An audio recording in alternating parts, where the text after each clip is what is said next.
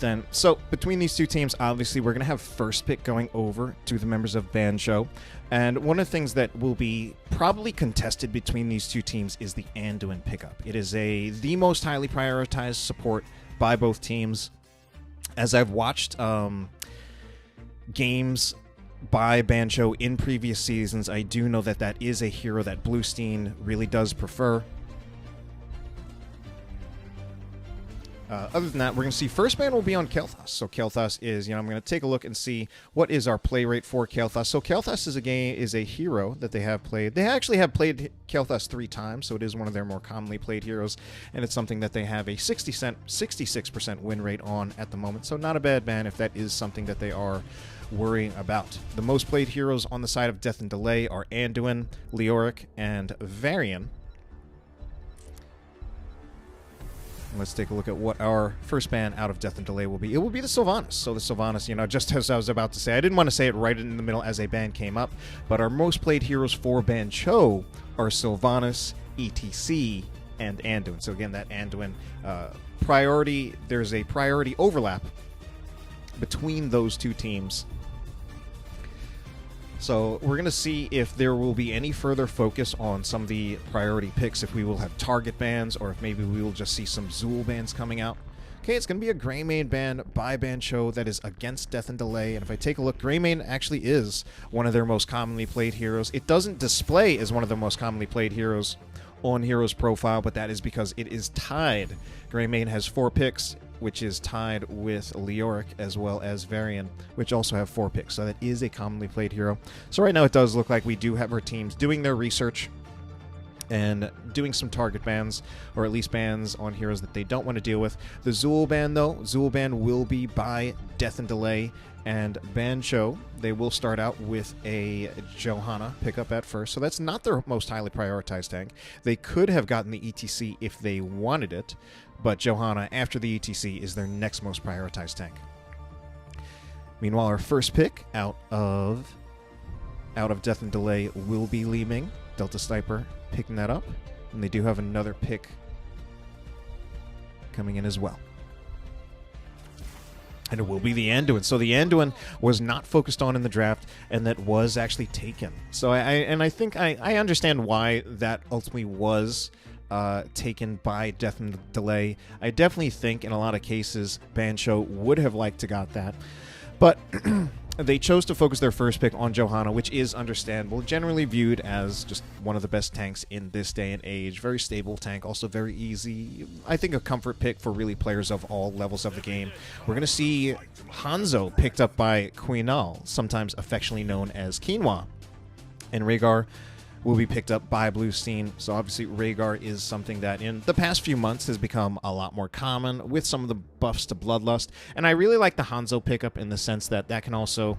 Hanzo is flexible enough in that he does both quite a bit of spell damage as well as auto attack damage, that it even leaves room for Bancho to pick up another auto attack hero that could have more synergy with the Rhaegar Bloodlust if they choose to. But at the same time, if they feel they have enough auto attack damage from Hanzo himself, they can go into a mage as well. Okay, both the Leoric and the Varian will be banned. That is kind of a strange one, considering the Leoric was banned by Death and Delay, and yet that is their most highly prioritized solo laner. So it'll be interesting to see what they will pick up. I have a feeling that Death and Delay... Oh, wow, they pick up the Ragnaros now. Okay, Ragnaros is something that they've played. They actually have a 100% win rate on the Ragnaros. And just as they picked that up, I was about to say they might wait until the last pick to actually pick their solo laner so that they would be able to counterpick the solo laner out of Bancho. So it was surprising, but it came up before I could even finish my sentence. Last few pickups, I believe... Oh man, I'm trying to think off the top of my head. I don't remember what the roles are for these last 2 players. I think Shisui is the DPS. Nope, I'm wrong. Ronin's... No, I was right, actually. The hero slots or the name slots just switched. So yeah, actually, this is a very hard commitment to the Bloodlust comp, where every one of the heroes on the side of Bancho, except for maybe the Johanna, really does actually get a lot of benefit out of the Rhaegar Bloodlust potential. And it's especially with this setup, I think it's very, very unlikely that we will see ancestral healing. And of course, generally we see Bloodlust a whole lot more often these days, but I have seen some cases where people realize, oh, Bloodlust might not actually be ideal, depending on their comp or depending on the other team's comp, and sometimes we still see the ancestral healing actually come in. But I would say with their setup, it's a very, very clear Bloodlust pick. Most of the picks are designed to synergize with the Bloodlust. So we have the Rhaegar himself benefits well since Rhaegar has higher damage as far as like in the world of supports. Thrall, a bruiser, but his origins are as a melee assassin before the bruiser distinction came into the game, and he does do quite a bit more auto attack damage than many of the other bruisers in the game. And then Raynor obviously is your pure auto attack damage, and then Hanzo, your hybrid.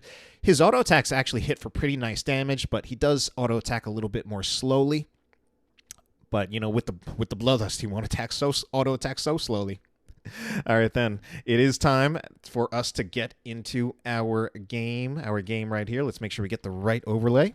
And we've got game number 1 between Death and Delay and Bancho. Death and Delay, we are going to see on the blue team right here. It's going to be Delta Sniper on the Li Ming, MZ17 on the Muradin. Iron Maiden will be playing as the Anduin.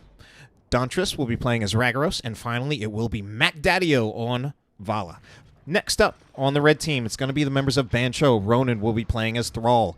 Quinoa, I'm actually going to call him that. Quinoa will be playing as Hanzo. Bluestein on the Rhaegar. Shusui on the Raynor. And finally, Skev or Eskev. I'm going to go with Skev on the Johanna.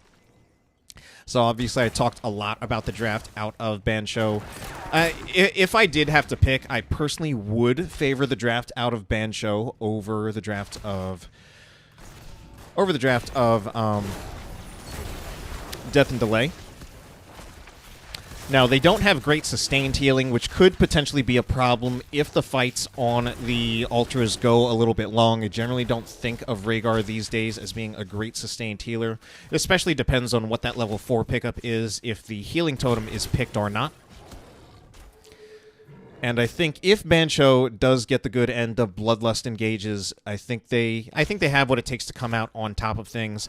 We do also have the fact that it's not just the Bloodlust engage, but it's the combination of the Bloodlust and the Earthquake.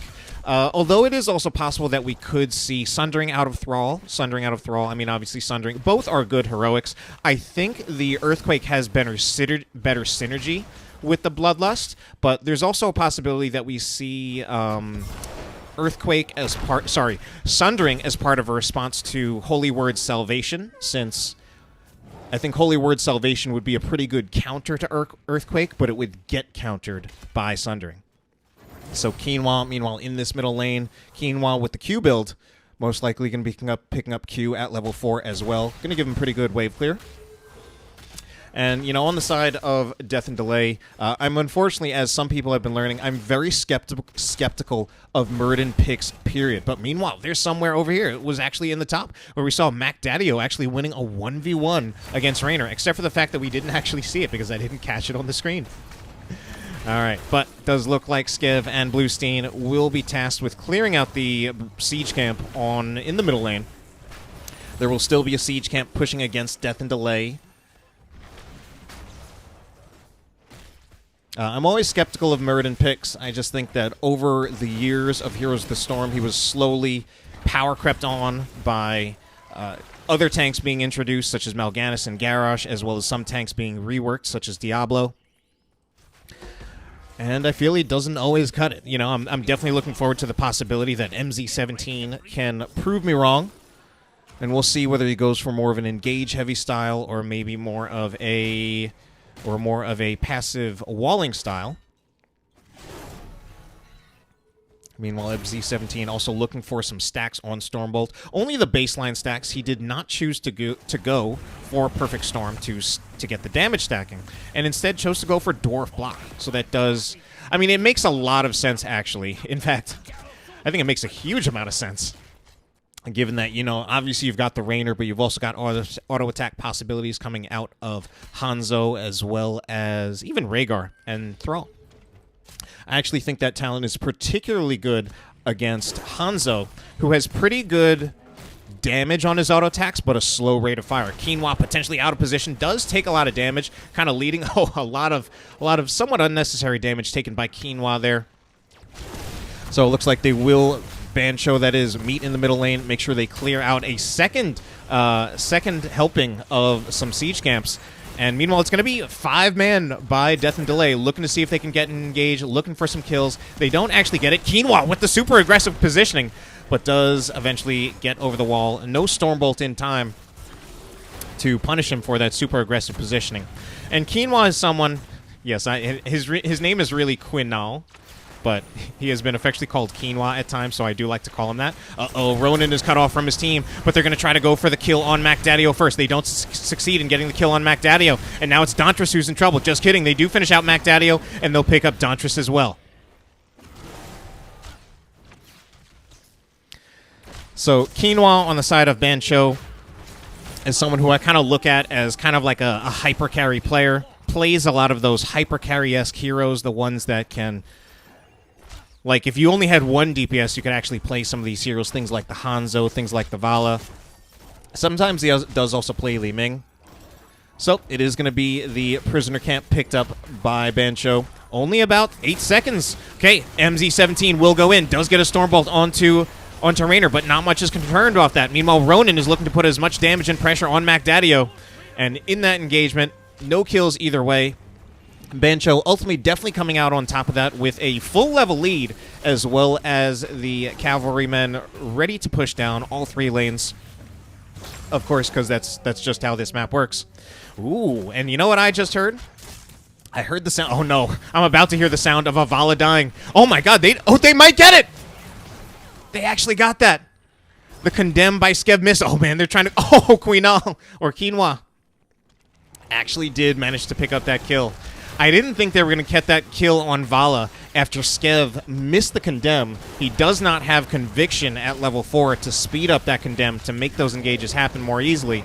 But Ronin was able to actually hit with a Feral Spirit through the wall, which helped them secure the kill. Delta Sniper actually looking like in a lot of trouble. Delta Sniper really needs to get out of here, I think. I think they need to concede. I think they just need to straight up concede this fort before Quinoa makes a few plays and tries to get a kill on Delta Sniper. Quinoa dodging that Stormbolt. Yeah, I actually, if anything, I don't like the focus by Death and Delay on this bottom lane. I think they had to just take it as a foregone conclusion that they would have lost it, and instead just focus their attention on making sure that they don't lose much here. But here's an engage on Mac Daddio. They're going to commit the Blessed Shield, and even though that's an engage right under a fort, there was just 4 members of Bancho right there.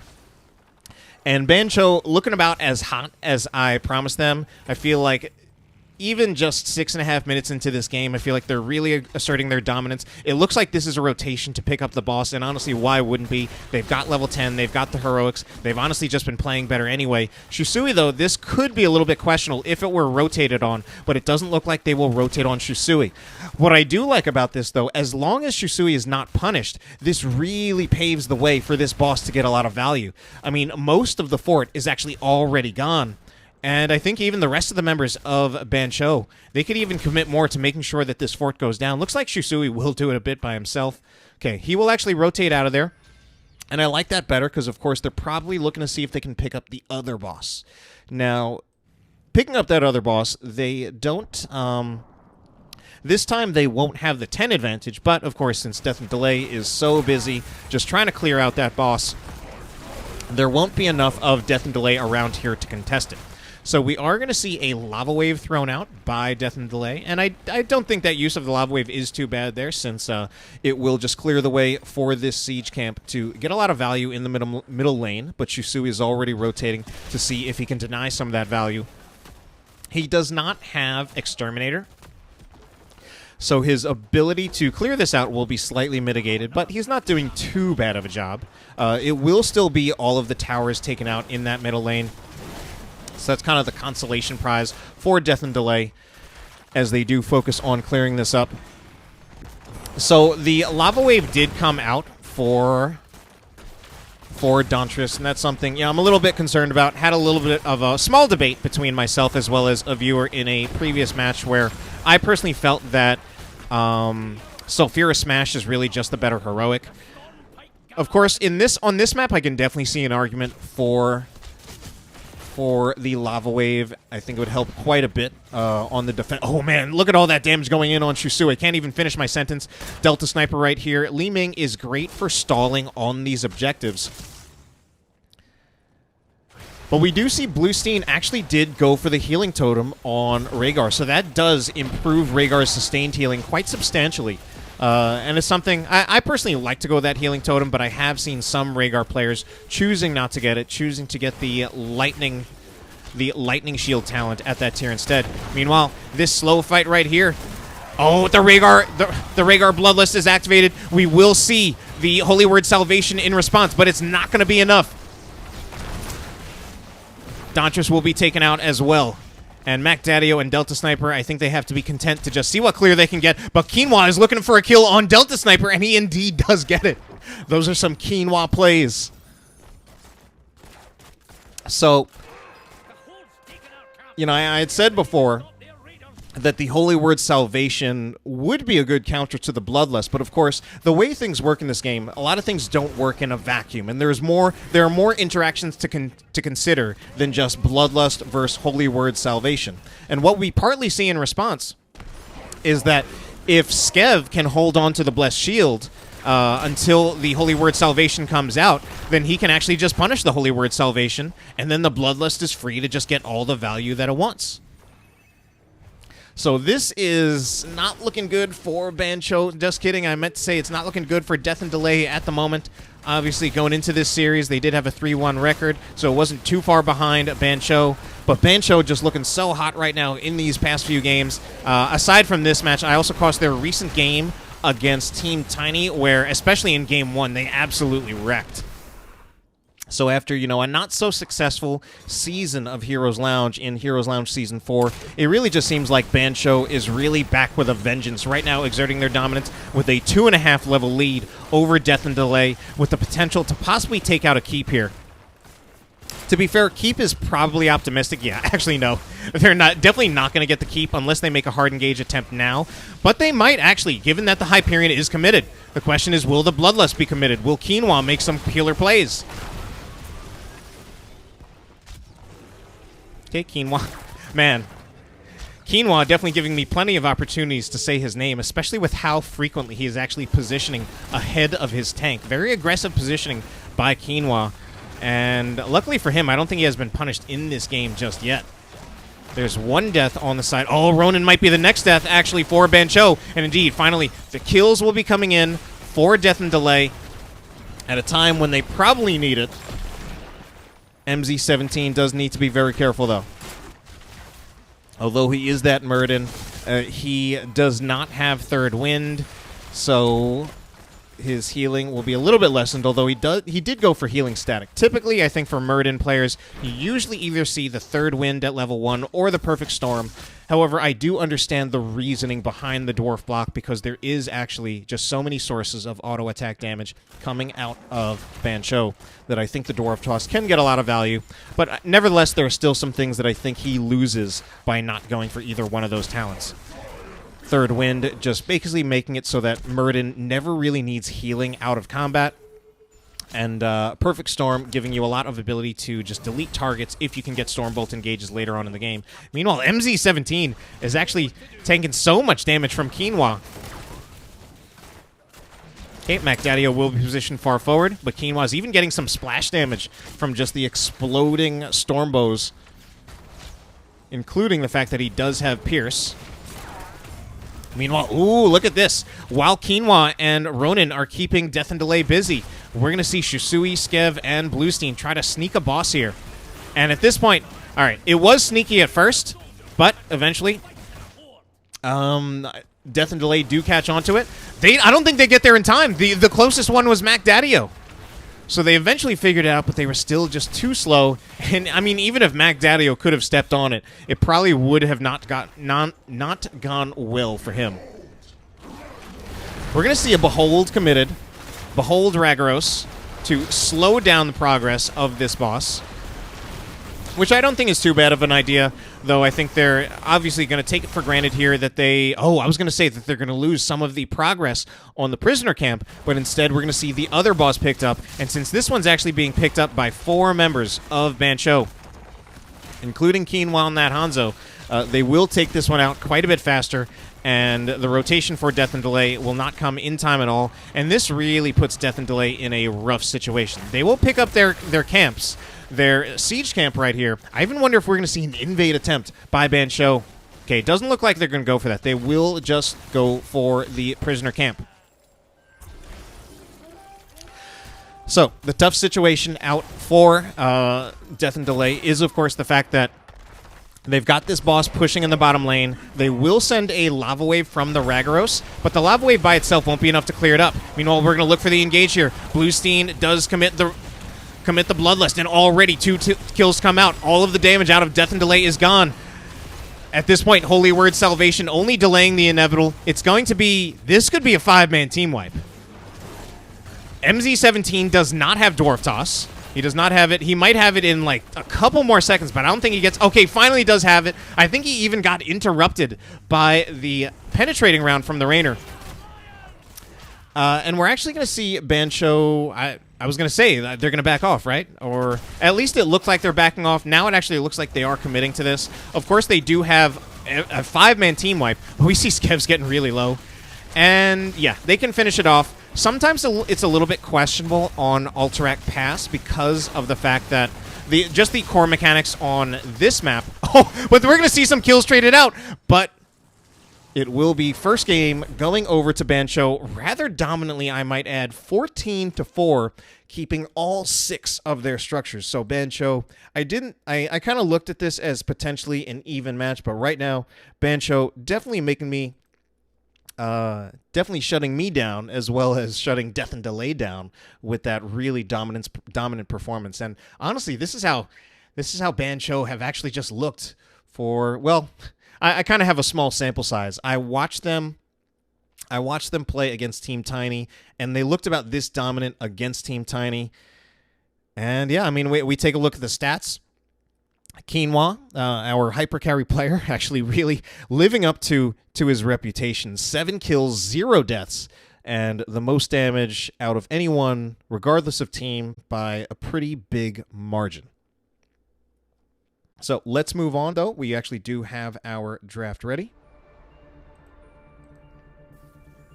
So obviously, at least, just to, give, some things for Death and Delay. They are 3-1 in series right now. I believe their map record is 6-4. So they've, even in some of the series that they won, they have dropped a few maps. And we're going to see the Sylvanas ban yet again. I was going to say that I might want to see a focus on either the Hanzo or the Rainer. I think it's tough, though. I'm not actually sure if you really can ban Quinoa out. I know he plays Hanzo. I know he plays Vala. I know he plays Li Ming. So those are all 3 heroes, and as it turns out, all 3 of them are very good on this map. And I'm sure he's got other things up his sleeve as well. So instead, they do want to ban out the Sylvanas. The Sylvanas does make sense in the sense that Sylvanas can definitely get a lot of push value on this map, using the black arrows to disable structures when you push with the Immortal. Really powerful on any of the maps where you get some kind of objective that helps you push. And I know theoretically all the maps, the objectives help you push, but it's different compared to something like Cursed Hollow, where the objective actually just disables the structures as well as the minions. So Sylvanas wouldn't be as good on a map like that, but I think on this map, I think she can get a huge amount of value. Meanwhile, it will be the Johanna banned out, so that won't be picked up by Skev this time, but that does leave open the ETC, which is his most commonly played hero anyway. And the Kael'thas will be banned out yet again by Bancho. And when I see the Kael'thas ban, okay, yeah, I had to check it again.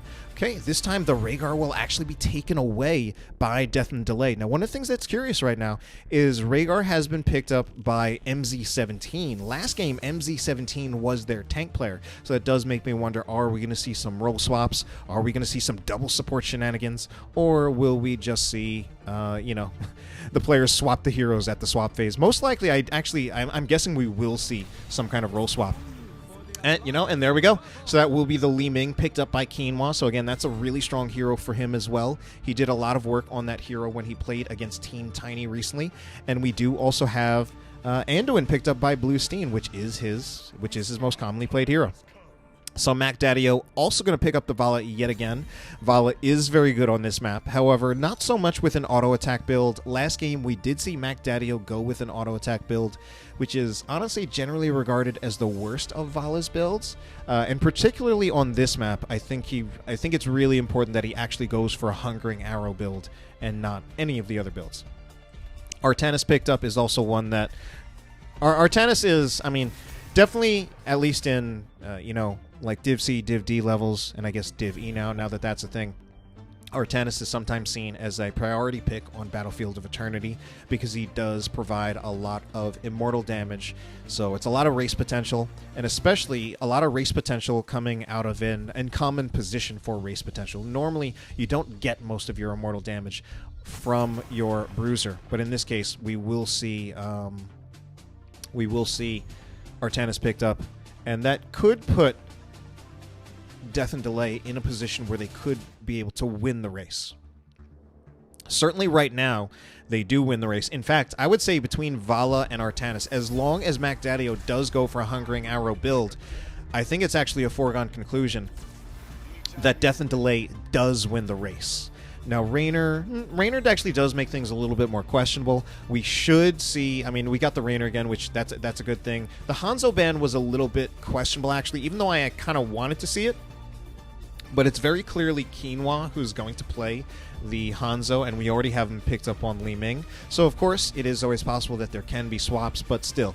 I think if they picked Li Ming for Quinoa, I think once Li Ming was picked, I think Hanzo was already off the table. So I'm... rather unfortunately have to say that I do think that the Hanzo was a waste of a ban. Now this is actually quite crazy. The Blaze main tank as well as the Uther. That's a lot of frontline out of Death and Delay. There are a lot of things I actually like about Death and Delay's composition. Of course, it's not standard by any means. The Blaze main tank is slightly... I mean, Blaze main tank is a thing, but it's still not something that I would say is terribly common. Like, if I do see a Blaze main tank, that does strike me as strange. And then the Uther there. I mean, Uther is someone who's also often played as a main tank. In this case, we actually have, double healer setup. So this makes it also... there's very little need for an Ancestral this time, and I think this is also going to be another Bloodlust. And I think it's a pretty good setup for Bloodlust between Rhaegar, Artanis, Vala, and the Uther. And, although I normally don't like Artanis, because what I was trying to get to before, which I kind of failed to get to as I... just started to talk in other directions, is that although Artanis does provide a lot of immortal race, typically the problem with him is that in most other functions, Artanis is not a very good hero. He's not a great team fighting hero in most cases. Most other alternative choices are better than Artanis. But in this case, with a double healer setup and with the Bloodlust, it's also something where that, I think, really helps the Artanis to potentially work a little bit better. It's still kind of questionable, and the draft overall out of Death and Delay is very strange, but I think there are a lot of positive things about it. So then we are going to move on to game number 2 of our series, and I do have the wrong overlay, so we're going to fix that very, very quickly. All right, there we go. So we are going to have Death and Delay looking to see if they can even out this series. Dauntress will be on the Artanis, MZ17 on the Rhaegar. Iron Maiden will be playing as Uther, Mac Daddio on the Vala, and Delta Sniper will be playing as the Blaze. Meanwhile, on the other side, it's going to be Quinoa on the Li Ming, Skev on the ETC. Blue Steen will be playing as Anduin, Shusui on the Raynor yet again, and Ronan will be playing as the Arthas. So there are a lot of things I do like about the comp for Death and Delay. It's definitely a little risky in the sense that it's by no means a standard comp. Double healer, kind of like triple frontline, Artanis period. So it definitely has the potential to flop, if I do have to be honest myself. And at the same time, I do kind of like the draft out of Bancho as well. It's definitely the more standard of the two drafts, and it can have a lot of potential just on that. It's a well-built draft in most cases.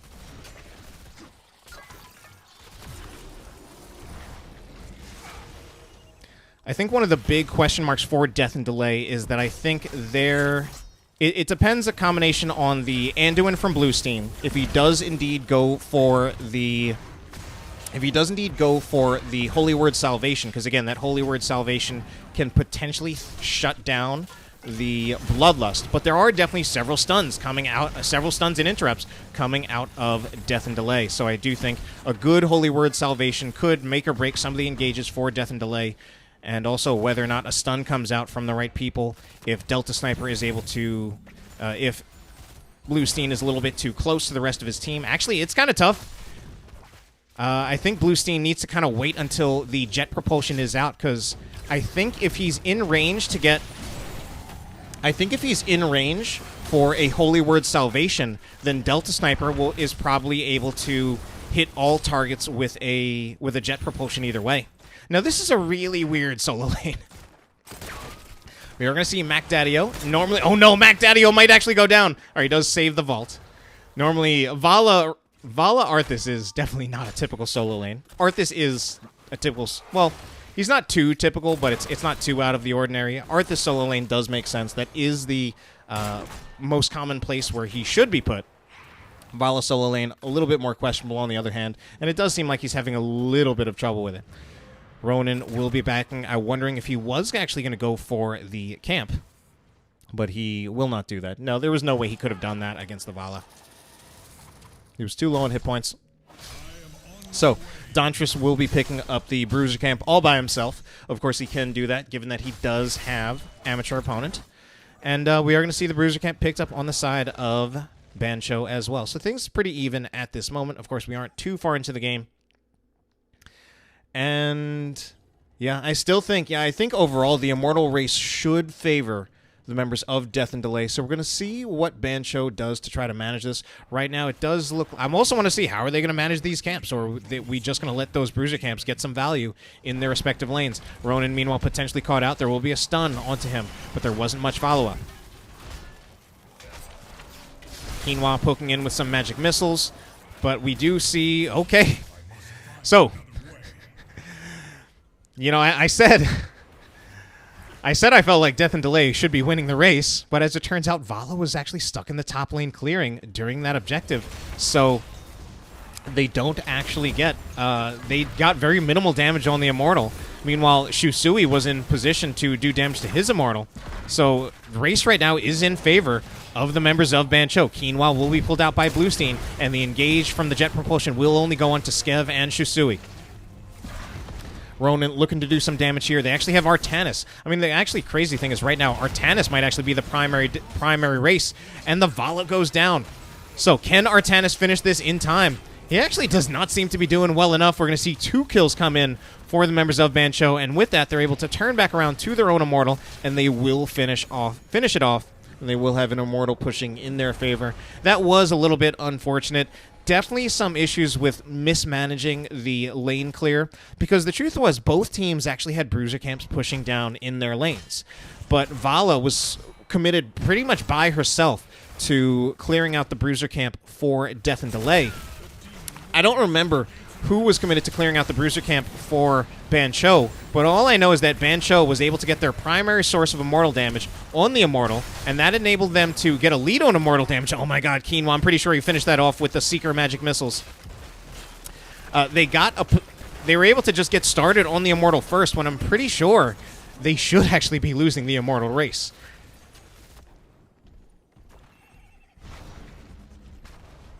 So with that, and then this first Immortal is also getting a lot of value already.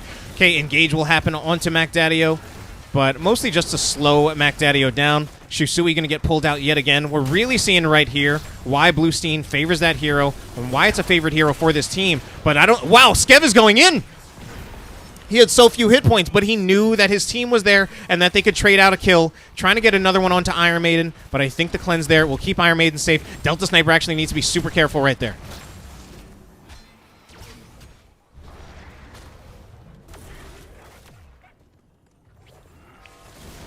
All right, now this is looking... This is... It might seem early to say this, but this is honestly looking dire for Death and Delay. Again, you might think it's early, but in my opinion, it's actually pretty dire. Because what we have here is, first objective, already a full level lead out of Bancho. They're going to snowball that a little bit. Oh, but Quinoa getting called out, or caught out. That was the word. Quinoa getting caught out is definitely something that the members of Death and Delay needed. I don't know if it will be enough, though. So again, we've seen Quinoa with the aggressive positioning time and time again, finally does get punished for it. But I was trying to say that we're really having a macro advantage being established by Bancho. You know, in addition to that, we're in a position now where, you know, 30 seconds, 25 seconds, this should be level 10 for Bancho in time for the next Immortal phase. There's really, I really don't see any way that this next Immortal phase does go in favor of Death and Delay. But a kill on Arthas might actually be very, very important. Okay, that was very much something that they needed. That gives them a chance. So, obviously, there are a lot of things that Bancho is doing very well, but as we can see, one of the chinks in the armor for them is some of their players getting caught out with aggressive positioning. So they really, really need to be careful about that. And we're going to see Vala as well as Artanis finally positioned on the Immortal. They're going to try to go for pure race, and let's see how this works. There was a lead for Bancho, and Bancho still have the lead because they did get started on it earlier. And now Arthas is back out on the field. I think Death and Delay needs... Oh, no. Delta Sniper will just get engaged on. There's no way he lives this. And I think Bancho gets more. They're looking for Dauntress. I think Dauntress is probably the best target, but Skev is looking to see if he can get MacDaddio. Yeah, Dauntress is really definitely right now. Dauntress is clearly on an island. No way he makes it out alive either. So, yeah, unfortunately, I didn't like that out of Death and Delay. I think once they saw... Their window of opportunity was for as long as Arthas was dead, plus around maybe 5 seconds. Once they saw that Arthas was back up, oh no, and they lose MacDaddio there. Once Death and Delay saw that Arthas was back up, I think that was pretty much the time to pull out, give up the Immortal. Yes, give up the Immortal, and soak to 10 just in the lanes without losing any heroes. So ultimately they do get to 10, but 10 is coming a little bit later than it probably should have.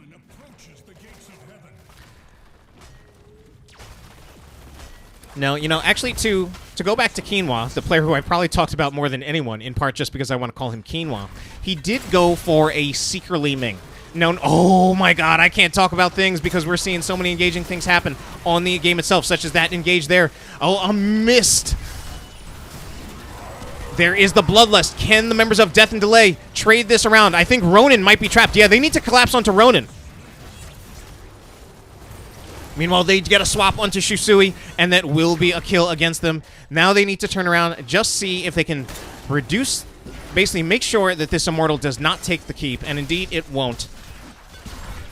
So that was a good turnaround by Death and Delay, getting that engagement right there, and puts them in a pretty good situation at this time. They should be able to get their own bruiser camp if they want. If they're aggressive enough and they know what's going on, they actually can invade this camp.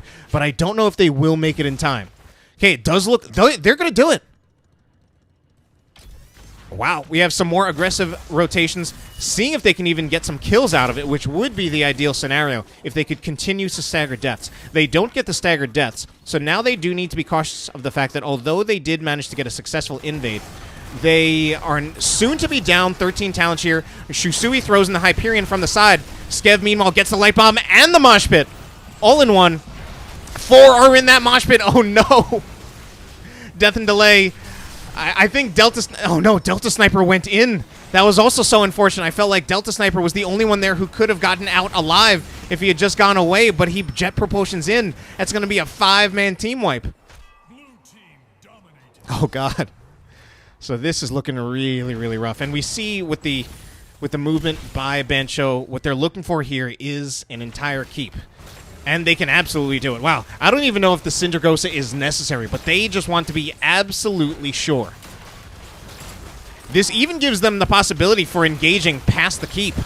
They can actually still do that if they really wanted to. Okay, they choose not to. They do go for a safer play, and I mean they're gonna be on the Immortal phase with a 13 talent tier advantage.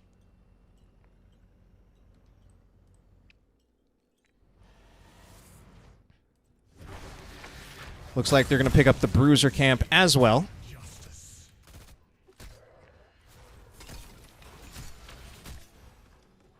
However, this does give the members of Death and Delay some time to come out here. They could get 13 if they wanted, but it looks like they're more prioritizing, see if they can get some more damage on the Immortal. We need some heals for Macdadio. That Vala walking around at only half health makes him easy target for Skev. Unfortunately, the positioning by Bancho is better. They get themselves ready on the Immortal first. Skev is stunned out, though.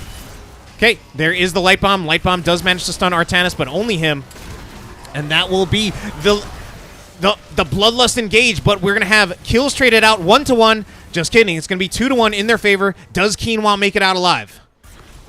Okay, no, he does not. Meanwhile, though, Bancho does have the Siege Camp, or rather the Bruiser Camp, pushing in the top lane. This, I think the keep is actually gone guaranteed. I don't think any rotation by Death and Delay will save that keep.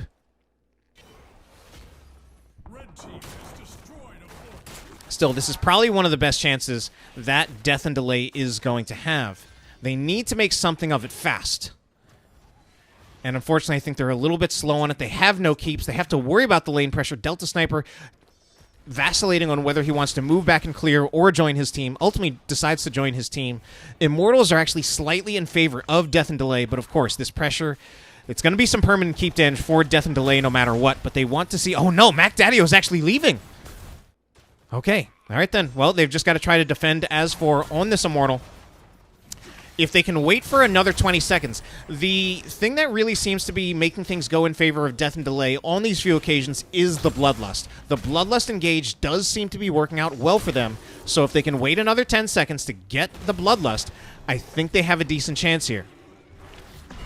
They're putting some damage on the Immortal, but those magic missiles out of Quinoa hitting super hard with that Seeker. As long as he can connect all 3 of the magic missiles, he will get a lot of damage. We're going to see the combustion committed by Delta Sniper. Skev is now actually in a huge amount of trouble, and we're going to see yet another kill out of Death and Delay.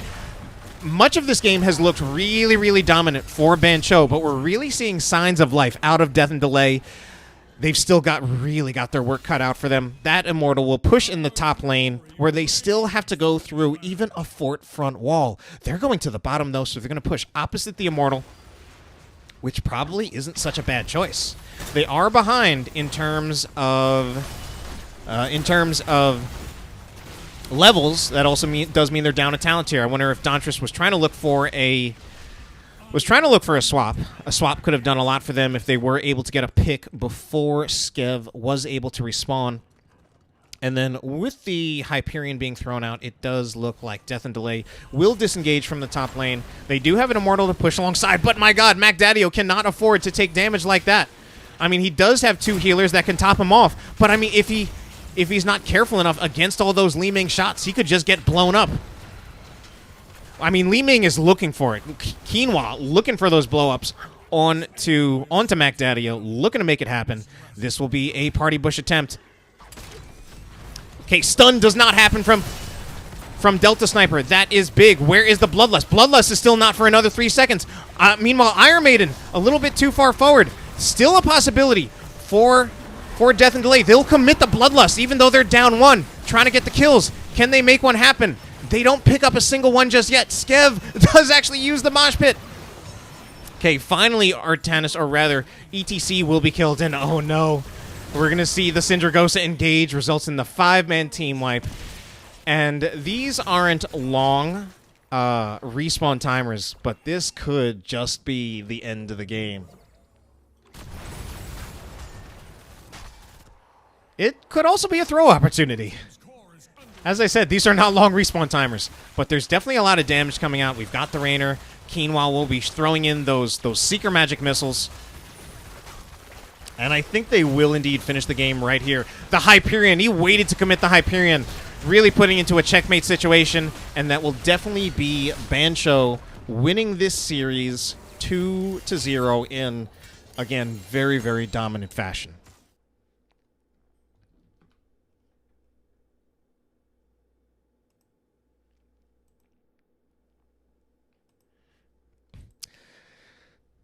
So at this time, obviously we can just take a look at our scoreboard right here. Quinoa putting in a lot of the kills and certainly the damage. Shusui actually got quite a few kills himself, but it is Quinoa on the damage.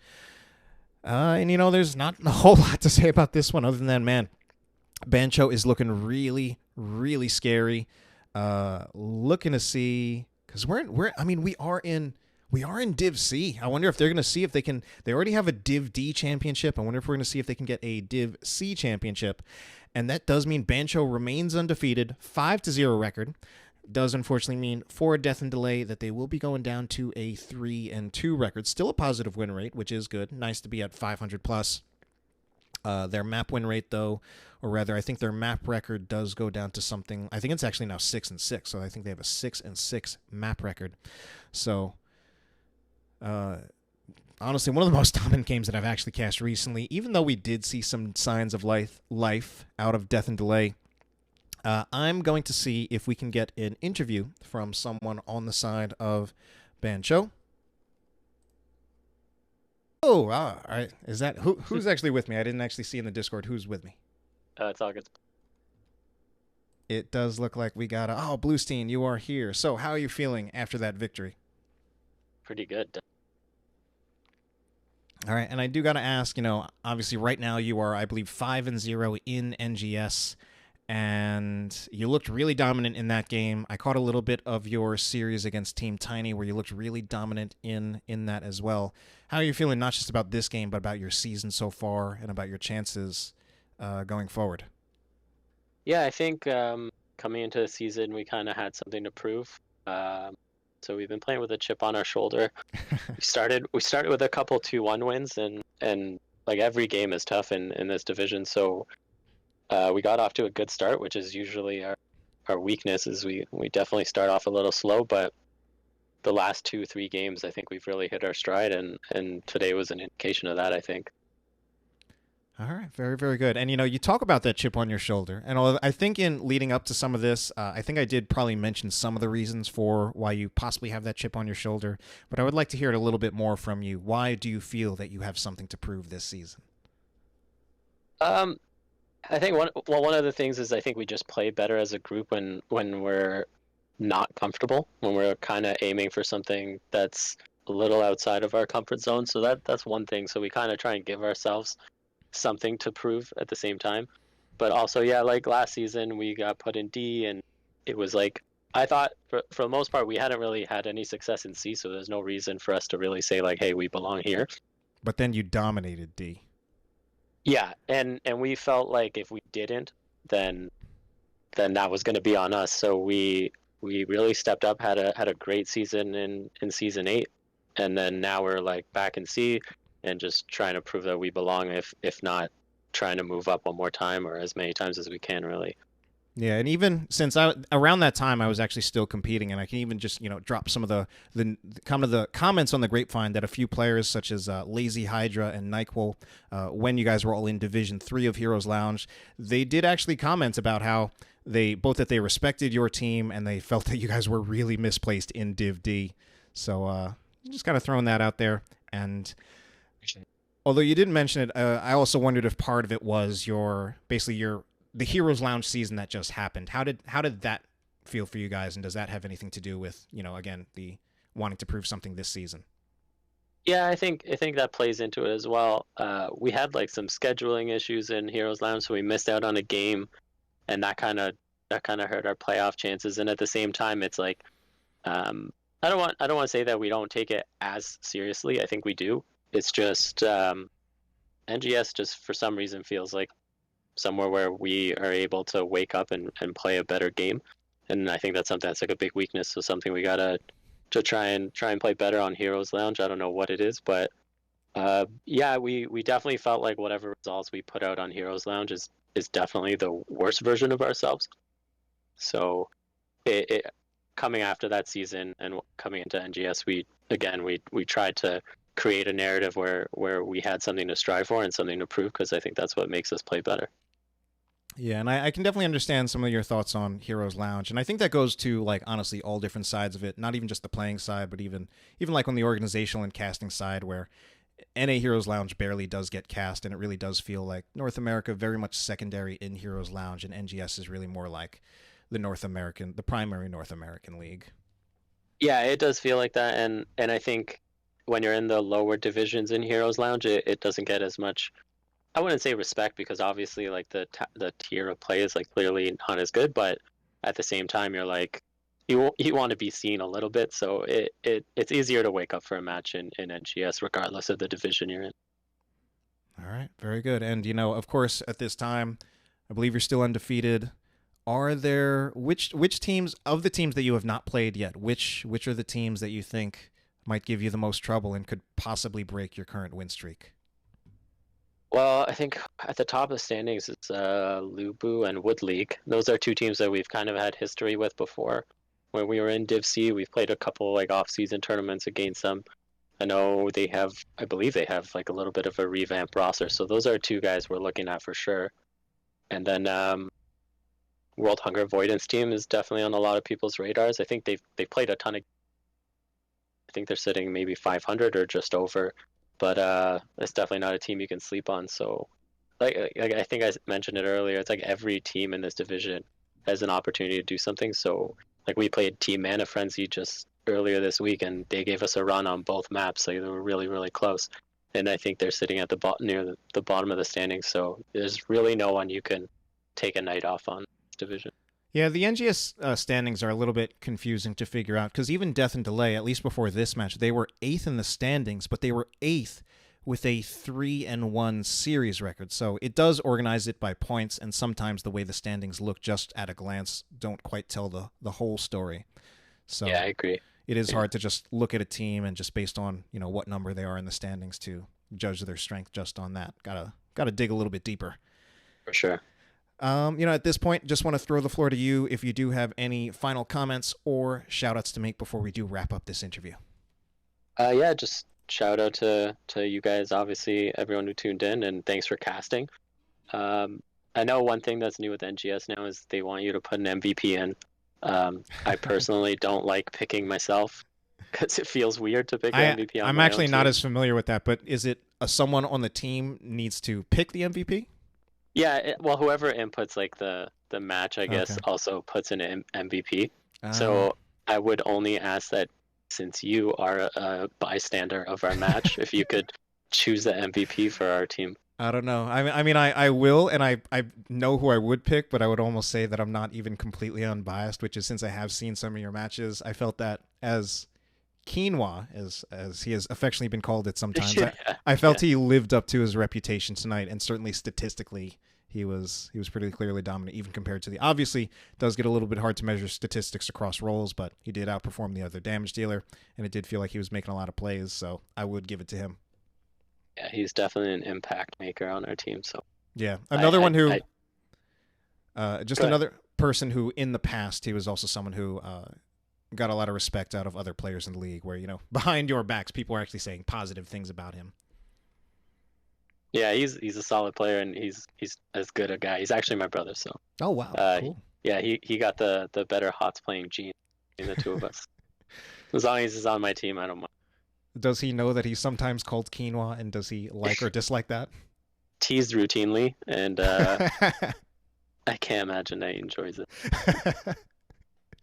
All right, then. Well, that is just about all I have for tonight. Of course, good luck moving forward. Thank you so much. All right, thank you, and good night. Good night.